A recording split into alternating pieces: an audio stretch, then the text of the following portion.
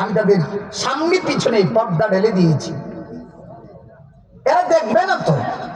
আপনার দায়িত্ব হলো বালির কণাগুলি এদের চোখ পর্যন্ত পৌঁছে দেওয়া, আর মানে নিক্ষেপ করা, বালির কণাগুলি নিক্ষেপ করা আপনার দায়িত্ব। আর আমি আল্লাহর দায়িত্ব হলো প্রত্যেকটা বেঈমানের চোখের ভিতরে বালির কণাগুলি পৌঁছে দেওয়া।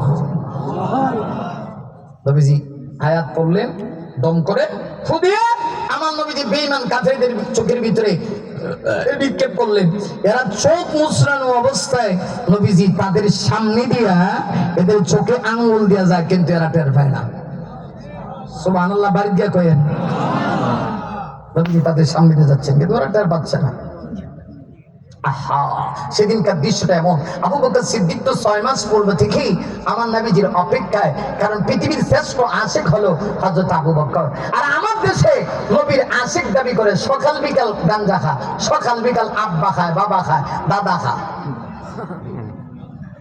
আসেনি আশিক? কথা কয় না। নবীর জন্য রক্ত দিতে হইলে এদেরকে খাওয়া যায় না, কিন্তু গাঞ্জা খাওয়ার লাগে খুব দাঁত। এদের আগে পিছে দেখবেন লেখা বিশ্ব আশেক, খালি আশেক না, বিশ্ব আশেক।